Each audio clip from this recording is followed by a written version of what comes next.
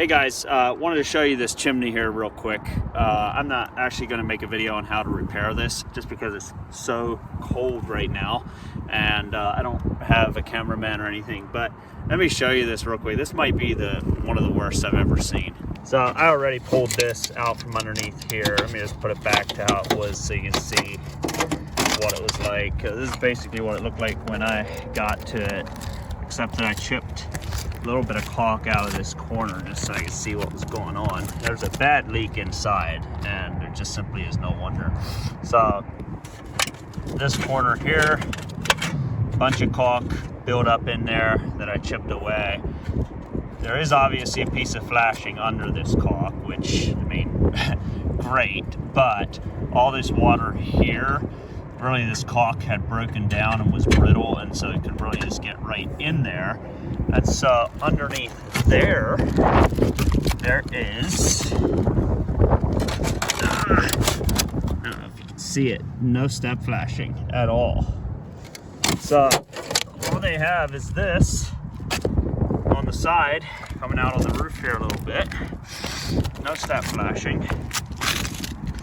And then on the top, the least they could have done if they're not putting step flashing is bring this top piece of flashing out over the side to at least divert the water out past there if you're not going to put flashing in there. But oh man, yeah, I've seen it all now. That's what that bottom corner looks like. That's another thing. If you're not going to add step flashing, the very least you could do is bring this piece of flashing down over the bottom, please.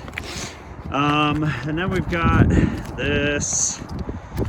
Don't even ask me what that's all about. Maybe they were losing some shingles and just slap some new shingles over the top. We've got this, stuff like this. So I think there's a layer underneath here. And this just makes it so hard when you're trying to repair a leak in a chimney. What are you supposed to do? Because this whole thing should be ripped off and started over, but being the leak needs to be stopped right now, my plan is to just put a piece on the top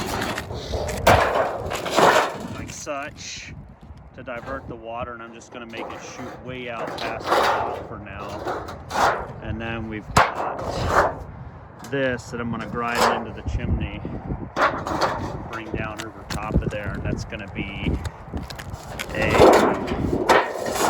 I don't know, maybe more of a temporary fix than what it should be, but I think it's going to work, because if you want to fix it better than that, you got to replace this whole section of roof. While there's a lot of questions about how a chimney like that should be repaired, one thing that is never in question is that you need the right kind of shoes, the right kind of gear to do a project like that. And I promise this video is not sponsored by Cougar Paws, but right now I am standing on a 9-pitch very, very comfortably, and it just simply is not possible without these Cougar Paws. Let me show you these things real quick. If I were a homeowner and if I were to get on my roof maybe even once a year, I would buy these. They're fairly expensive, but they are so worth it. If you're getting on your roof just for, I don't know, cleaning out your gutters, a little bit of maintenance, having a pair on these, having a pair of these on hand is just absolutely essential. So they've got a replaceable pad. Man, it's so cold out here.